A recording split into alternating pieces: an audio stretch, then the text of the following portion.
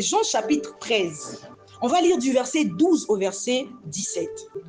Après qu'il leur eut lavé les pieds et qu'il eut pris ses vêtements, il se mit à table et leur dit: comprenez-vous ce que je vous ai fait? Vous m'appelez maître et seigneur. Vous dites bien, car je le suis. Si donc je vous ai lavé les pieds, moi le Seigneur et le maître, vous devez aussi vous laver les pieds les uns les autres.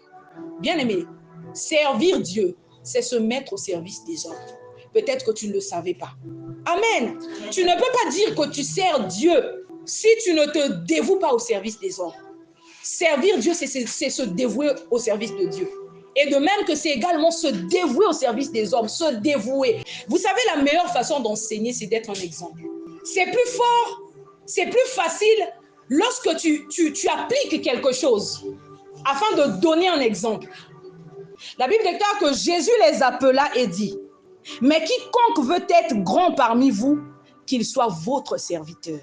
Si tu aspires à la grandeur, à être grand, tu dois te mettre au service des autres. J'ai expliqué ici c'est quoi la dévotion. Je vous ai dit que s'engager est une chose, mais se dévouer en est une autre. Amen.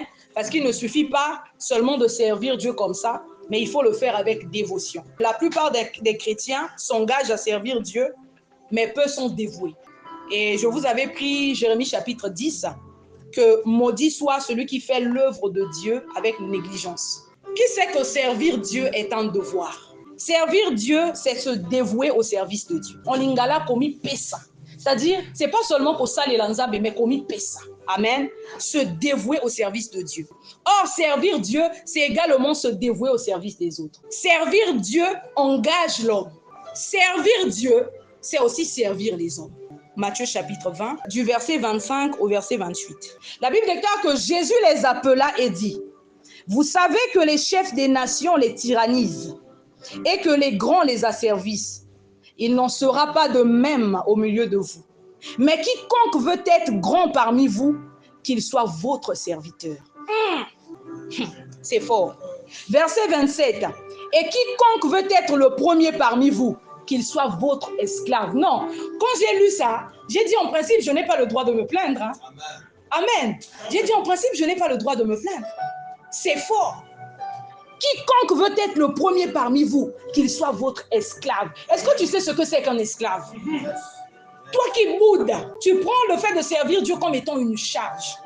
C'est-à-dire, c'est comme un fardeau, c'est comme un poids. Verset 28. C'est ainsi que le Fils de l'homme est venu. Non pour être servi, mais pour servir et donner sa vie comme la rançon de plusieurs. Non.